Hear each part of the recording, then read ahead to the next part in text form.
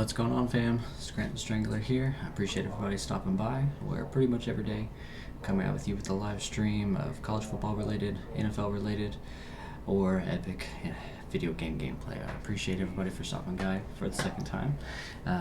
If you haven't already, make sure to hit the follow button at the top and check out other social media, because I keep up to date throughout all of those and let you know whenever I'm going to be live streaming things like that, so y'all can make sure not to miss. Yesterday was obviously first Saturday, week 1 of Saturday college football. I'm getting that message. There we go. Yeah, it was week 1 Saturday of college football. I know we had one game last week in Miami, but this was the big one. This is when pretty much everybody else was going to be starting, so I wanted to get my ideas, thoughts, opinions out there before we have one game here in about an hour. Oklahoma Sooners takes on Houston, so that'll be a good game. But circling back around to yesterday, we're kind of going to go just to start off with the big boys from Tuscaloosa. Alabama opened up at home against Duke, and you can definitely say that it was a very underwhelming start. Kind of like Clemson a little bit. They 3-and-outed on their first drive of the season and got lucky with that punt to make up for it. Kind of almost extended their first drive, if you will, but they didn't. They 3-and-outed, and so did Alabama. Not actually on their first drive. There was a punt, then I believe they had an offensive fumble from the running back, and just couldn't really get things going. Duke definitely threw a curveball at them. They decided to run the triple option, and there's really just no way that Alabama could have kind of prepared for that one, because that's not what Duke usually runs. If you know, Duke has had a pretty successful quarterback there for a little bit by the name of Daniel Jones. He's the quarterback for the Giants now, but Duke comes out there with the triple option. They didn't really, they weren't able to get very productive. It was mainly on the defensive side of the ball where they kind of surprised you a little bit. Alabama was scoreless after the first quarter. It was 0-0, and even in halftime, it was 14-3 at halftime. So teams are going to kind of be looking at this game and trying to figure out what they did, how they were able to do that. But eventually, as you can imagine, the tide rolled on. They kind of got things put together in the third quarter with 3 touchdown passes from Tua, things like that. So, but Tua was very efficient, in his season opener. He was, in his first 20 passes, he was like 17 for 20. He ended the day with 26 out of 31, 4 touchdown passes. So a very good, season opener for him. But another one that was pretty impressive was Jerry Jeudy. I know I like my boy CeeDee Lamb from Oklahoma just a tad, just a hair more. But Jerry Jeudy, Blitnikoff winner, of course. A lot of people expect him to win it twice in a row. We'll see if Mr. Lamb, or anybody else rather in the country, has anything to say about that. But Bama rolls on. They got a lot of productivity from the running backs, the carousel of running backs pretty much that they have. There were like 3 or 4 guys that they kept putting in there, and then Najee Harris, kind of came out after, I think it was like the first couple drives, or maybe it was the first quarter, something like that. But he started to get things going, man. He opened it up on a swing route, took it almost to the house. It was like for like 60-something yards, but a holding penalty on them. So, got something in my eye. Did I have any special notes on Alabama? No, not other than the usual stuff. Like I said, it was just a slow start, but once they got things going, they looked like the Bama that they did at the beginning of the season last year, not the end. Let's see how I said that. Then we're going to keep it in the SEC. We're going to move on to Georgia, which is actually one of my SEC favorites to kind of win the SEC this year. We'll see how it goes. It was a good, not great game. Jake Fromm, he didn't wow me or he wasn't spectacular. He was 15 out of 23. He threw what was only 1 touchdown, threw for 156 yards. The kind of the player on that team that stood out to me is going to be DeAndre Swift. He, replacing all those fantastic backs that have been coming out of Georgia the past, 5 years or so. But he looked really good. And one of the strong points of Georgia is going to be that defense. The defense was absolutely phenomenal. They had Vanderbilt had 86 yards. Their quarterback had 85 yards passing, and their leading running back had 74 yards rushing the ball. Overall, they only allowed 215 yards of total offense. They only allowed one third down conversion. I believe it was like it's either 1 out of 4 or 1 out of 7. Some of these stats kind of blur once you read. A look at 1,300 games. Pray for Kev Hart. Pray. Anyways, but yeah, they only allowed one third down conversion. So Georgia's defense is very stacked on that one. I'm excited to see what they can do down the road, especially against the previous mentioned gentleman from Tuscaloosa. So Georgia rolls on that.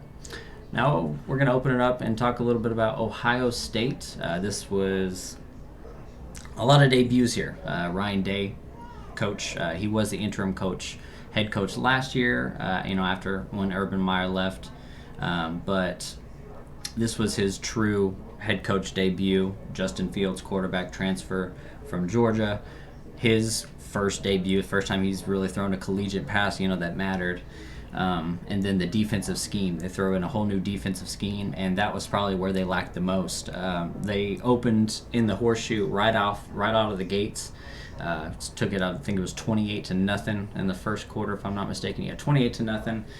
But then FAU, Lane Kiffin had his boys, especially on defense, kind of churning. Chris Robinson, once he kind of got his feet settled in, he was making some really, really dime throws. He showed really good touch. Let's see. It's not even going to show top performers. Yeah, it's only going to show for them. But Chris Robinson, again, if you had any, he was actually a transfer from Oklahoma. Believe it or not, wasn't going to win that starting job. A lot of transferring in and out of Oklahoma, as you've heard. But he transferred over to FAU. Had some behavioral problems last year, but all in all, he looked pretty good yesterday. So. Ohio State, their offense, they almost look like a copycat of last year. Justin Fields, he looked really good. He had 3 passing touchdowns. He had 4 passing touchdowns and then 1 long rushing touchdown towards the beginning of the game, right at the beginning. So Justin Fields looked good. I think it was actually broke a Ohio State record of a debut for a quarterback. So had a phenomenal performance, 18-25, 234 yards. So we'll see how he does. That's probably one of the only Big Ten teams that has an offense. Outside of them in Michigan, there's really not too many people. Wisconsin does have a good rushing attack that they showed this weekend behind Jonathan Taylor, but Big Ten, still some doubts on that one. At this point, in my eyes, it's Michigan's. Heading into this week, it was Michigan's conference to lose, but Ohio State, like I said, doesn't really skip a beat. Speaking of Michigan, I'm not going to jump too far ahead, but their defense looked a little underwhelming, but that's kind of finishing up for Ohio State. Actually had, offense good, defense, That's pretty much how they were last year. Offense was great, defense is really spotty, so whenever they play those teams like they lost to last year, Purdue, things like that, I expect them to hopefully tighten up in those games and not look so lackadaisical, if you will. Moving on with that one is going to be LSU, a team that I actually didn't think was going to cover. LSU, they did though. They looked pretty good. Burrow, he threw for 5 touchdown passes. I'm gonna have to look that up. That must have at least tied an LSU record. But again, I'll kind of do that. But very proficient. His completion percentage was great. He was 23 of 27, 270 yards, and 5 touchdowns. Again, pray for Kev Hart. Whoever said that, sure, I'll do that. But LSU just completely rolls on and against a Georgia Southern team, 55-3 in that one.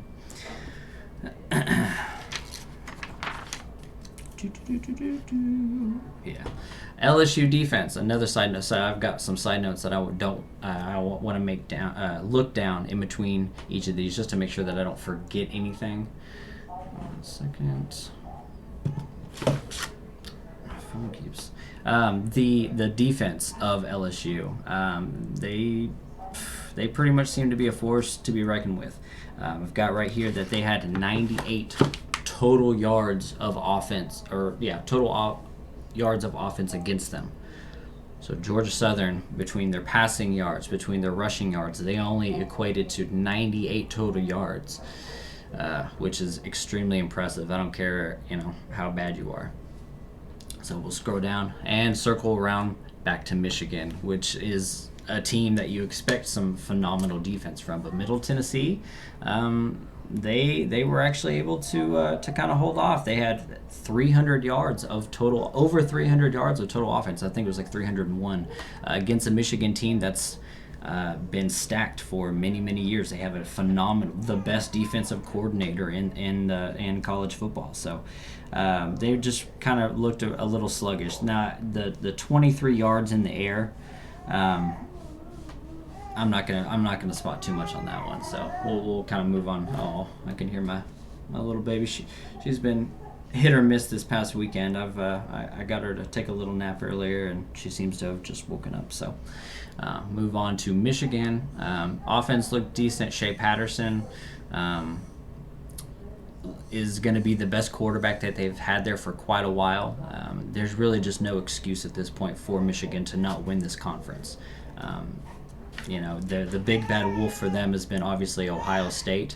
And like I was saying earlier, they lost their coach, Urban Meyer, that was undefeated against Michigan. They lost their quarterback in a first-round draft pick in the NFL. So if they're going to do it, this is the time. So keep an eye out for Michigan this year, and hopefully that defense tightens up against different competitions.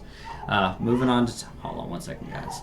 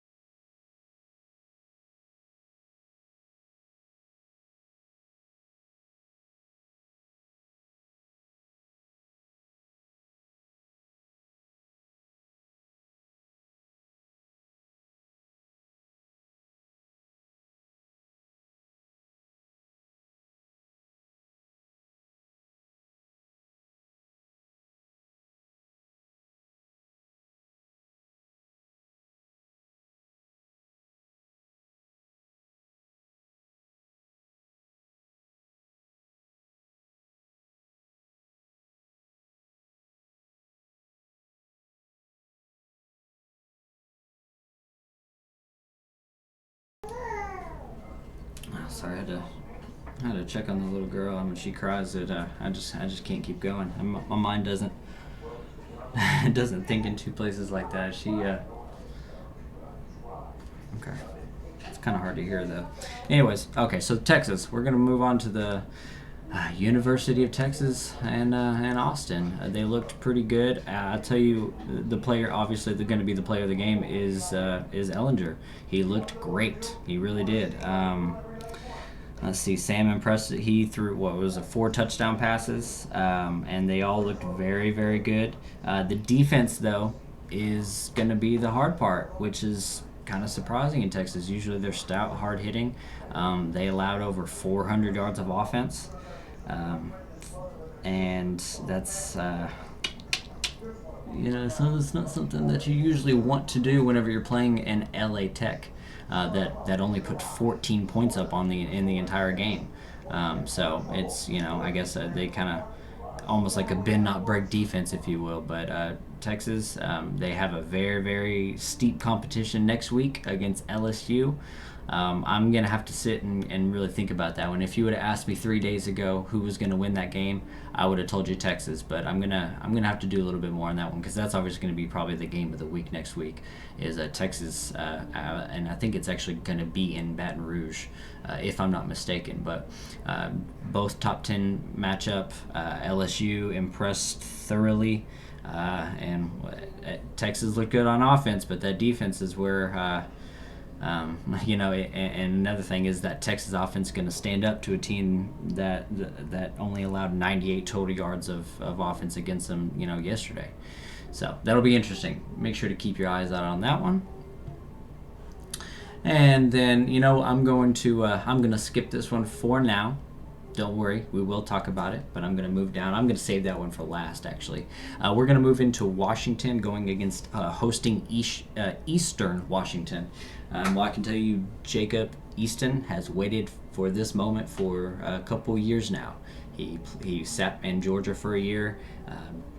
Obviously not going to win that job versus, a Justin Fields, which didn't even win the job, but transferred to Ohio State.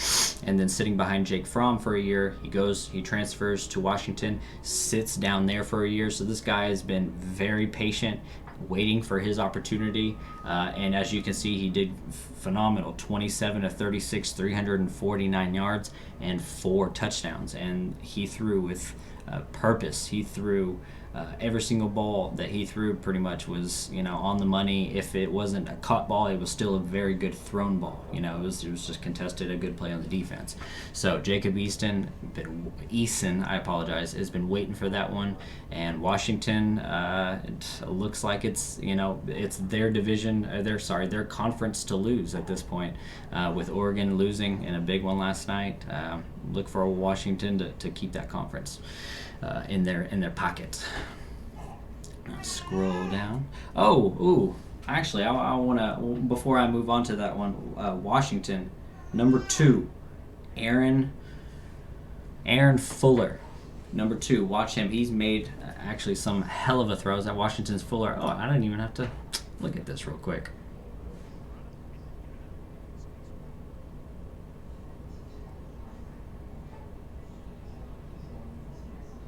That was just one. Okay.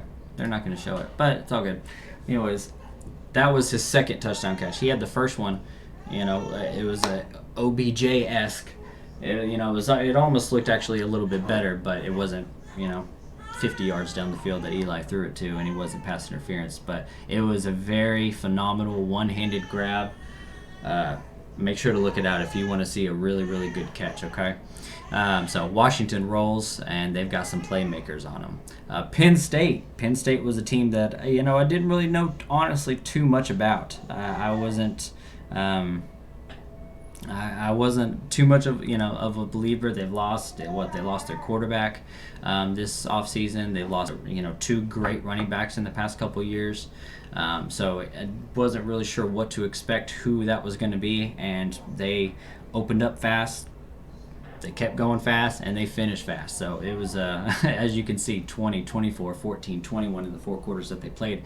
They scored 79 points versus 7. So keep an eye on that Penn State. And it was, like I said, they've got a carousel of running backs, and they can run the ball. Gonna move on to Iowa. I'm not, as you can tell, I'm not very good at these Big Ten teams. I don't know what to expect.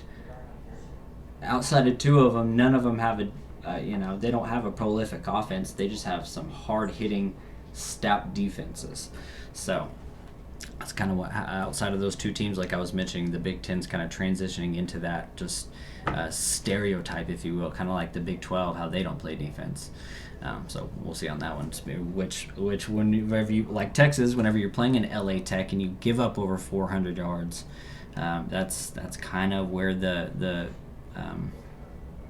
thoughts come that we can't play with them, just sitting there titty dancing with them essentially. So Iowa, moving on to that one, moving on to another Big 12 team, a ranked team going against Northern Iowa. I don't even know who Northern Iowa is, but Brock Purdy pretty much saved the game on this one for him. I'm sure you've seen a highlight of him. They fumbled the ball right at the goal line, and whenever you look at the ball rolling on the ground, there's a couple defenders on the left side, and you can't even see Purdy, the quarterback, on the right side, and they all start diving for it, and he just squirrels his way in there, saves the drive, gets the touchdown, on a touchdown run, a couple plays. So very good heads-up play by him, because they were that play away from losing this game against Northern Iowa. So this team has actually had Iowa State's number for a number of years. If they would have won this game, this would have been the fourth time in the past 11 years that they would have lost to this team. So something about that Northern Iowa / Iowa State game is kind of interesting, but just keep an eye on them. Iowa State always has a good game going into the season, where they play a really favored team, a really highly ranked team, and they somehow come out with a victory. So they're not over, but they didn't look too good this past weekend. So hopefully they can rebound. Going into Syracuse, I told y'all to pick Syracuse, and I was definitely right. Syracuse kind of rolled. The start of the game was a little slow, but they ended strong. These two teams traded. Man, I'm so sorry, guys. I feel so bad. They traded fumble. Then they trade interceptions. Interception. It was it was just, they were just giving gifts to each other over and over again. So, but the running game opened up the second half, and they completely ran over their opponent and got that 24-7. 24-0 shutout victory against Liberty, but it just kind of took them a little while. That was kind of the overlaying theme, if you will, of these past this week of college football, was sluggish starts. A lot of teams, outside of Georgia, or what was that other one? Outside of Georgia or Penn State, something like that. It was just a very sluggish start for a lot of people. Georgia was probably the highest ranked team that scored on their opening drive of the season, of the game. So, kudos to Georgia again. Syracuse gets it done with a shutout, 24-0. That's pretty much the only competition in conference in the ACC versus Clemson. So maybe they can kind of start putting something together, because they didn't hang around with them too much last year against Clemson. Washington State coming in, Mike Leach. I guess this was a team, obviously that kind of took it to the other team. And if you watch this game, the longer the game went on, the other team about gave up. So I'm saying that when anyone who's a New Mexico State fan or a player or anything like that, y'all gave up in this game. It was absolutely pitiful. You had guys running through 3 different defenders just standing there at the goal line, and couldn't, didn't even touch him. They just stood around looking at the other person, expecting that person to kind of make the play. That's not team defense, and that shouldn't be, hopefully, New Mexico State's defense. But the team gave up. So Washington State, y'all looked good. Y'all looked really solid. But that's in a part to do with kind of how the effort of the other team. So Washington State rolls on. Look for them, and Washington. Those boys in Washington have kind of taken over this Pac-12 as of late. Then you go to Nebraska. Oh man, Nebraska, they just don't have an offense. I don't know who's gonna start standing up for them. Who's going to? I hear things about Martinez. I hear Heisman speak, and he needs to put together a Heisman resume. There's no way that's going to happen. Let's be realistic. It's just a no for me. Nebraska, Scott Frost, he had his team ready, kind of rallying towards the end, but the defense saved them immensely. Let me see if I can. my side note on this one, in all caps, not a 25 top-ranked team. They're just not. I don't know who put them in there. They were 4-8 last year, and then all of a sudden, just because of a coaching name that went 4-8 in his first season, that means that they're the top 24 ranked team. I'm sorry, I just don't see that one. I hope that Nebraska kind of recovers, and I hope that they start doing something a little bit. Just because it's Nebraska. I'm an Oklahoma fan. I hope that they succeed, because maybe one day we can finally play each other again, because I miss that rivalry pretty much more than anything in college football. But I just don't see it happening. So the defense absolutely bailed them out of this game. Multiple. They had a special teams return for a touchdown, which was good. That also saved them, but their defensive touchdowns also and their turnaways, things like that, kind of saved them in the end. So hopefully Scott Frost can get some sort of an offensive game going on that one. Going down to Stanford. I picked them to win, but I didn't think that they were going to win by that much, and they really didn't. It was 10-7 up until the very end, and they got a strip sack and recovered it in the end zone for a touchdown to kind of seal that victory. So it was about 10-7, which I kind of figured it would be around. I actually said it was 24-17. I did not have a very good week in the picks this week, so hopefully y'all didn't take my advice on too many of them, especially in the Big Ten. I wasn't very good in that one.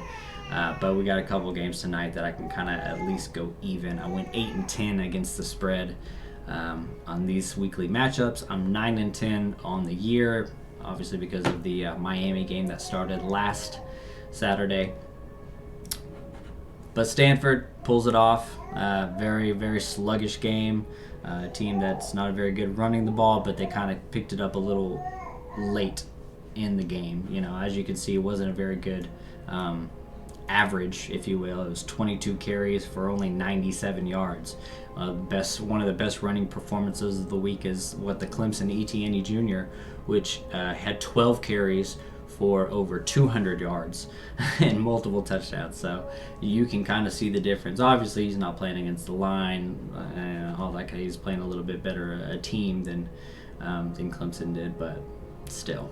22 carries, it should put you over 97 yards. It should put you over about 120 yards if you really ask me. So let's see, any side notes on the Stanford? Okay, yeah, I did have that one. Costello, the quarterback did get injured in that one, but he wasn't doing anything to begin with. Gets hurt in the number 25 win. Yeah, threw for a 2-yard touchdown pass before getting knocked down in the season opener. So it might have gone different if they would have kept their quarterback in, but their defense, again, they saved them. It was kind of an overlaying theme this week. Sluggish starts, and then their defense just tightens up in that second half and wins them the game. So another Big Ten team right there. All right. There we go. Oregon versus Auburn. 2010 rematch, the BCS National Championship game. Obviously, Auburn won that one with Cam Newton. My summarize is, what a game. It was absolutely the best game of the week. I'm glad that College Gameday went there, and that was the primetime game. And I kind of learned a lot about both teams, both coaches, both quarterbacks, things like that. So I'll go ahead and start actually with Auburn, who won the game. By the way, I picked Oregon to win. Auburn was favored by 3 points, and they won by 5. Oh no, 6. I'm sorry. Yeah, that's right, because they kicked a field goal at the end. I want some big time upsets, baby. Come on, Houston. Not. No. It'll be a good game. I mean, it should be. It definitely should be. But I don't see a team upsetting Oklahoma twice in a row. But, obviously, clearly I'm biased. Know what I'm saying? But, sorry, going back into the Auburn-Oregon game. Bo Nix, man. He's got a lot of growing to do, I think, as a player. But he did what he needed to do to win the game. He played his best I want some upsets, baby. He played his best when the moments were the biggest at the game. Right at the end, man, watch that last drive. That was pretty phenomenal what they were able to do. Jalen Hurts, we're going to see today. He's got the quarterback guru.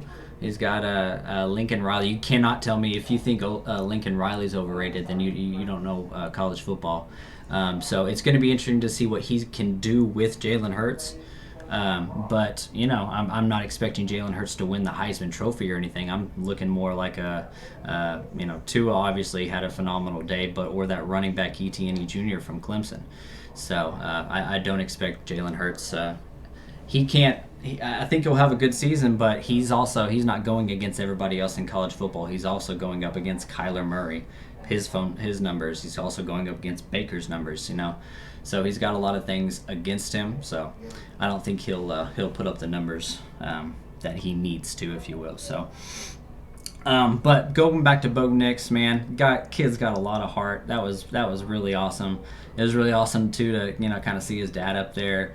Obviously, his dad played, for the Auburn Tigers, and it was really cool seeing him in the stands. He was just trying to listen to the radio, listen to the game so hard with his headphones, and kept getting interrupted. But overall, it was really, really good. Congrats to Bo. I think that he's going to be a very big time player as he grows as a player. Made a couple. He's got a little accuracy issues on a couple of them, especially on the run. When he was on the run, when he was throwing not flat-footed set, he did have a little accuracy issues, but he got the game. He got the game in the bag. He won it, and that's really what matters. Now you can switch over to Oregon, and I'm gonna say I'm completely underwhelmed with Herbert's performance. A guy that was a first-round pick last year, is going to be a first-round pick this year. That's the word for it, is completely underwhelmed. I think that Oregon absolutely should have won this game. They could have been up 28-3 at one point, but Oregon should have won this game. They had the quarterback, they had the lead, they won the turnover margin, they won the time of possession. It was just Herbert, I think, was the game, kind of deciding factor in the long run. If the guy can throw it, trust his arm, throw it down the field. I think the average was 6 yards a throw, something like that. He was just very underwhelming. 28-37, only 242 yards. The one touchdown that he had, it was pretty. It was cool looking. He just kind of threw it up there for his tight end, and the tight end had the better catch than he did the throw. So overthrew the Hail Mary. It was disgraceful. Yeah, it was for sure. I think Herbert, has got to do better. Especially, he took a hit on it against, as a player. The team took a hit, nationally ranking against an SEC opponent. He hasn't done very good in the past. He hasn't done good at all against ranked opponents outside of the Pac-12. So Herbert, I like the kid, but he needs to start trusting his arm a little bit more, because whenever you have to. The line to beat is 10 yards, and you keep throwing it 5 yards every time, and they just get tackled. Obviously, that's not doing anything for you. So, but all in all, man, what a game! It was really good. Herbert's got to make those third down conversions. He was 4 for 14 on the night.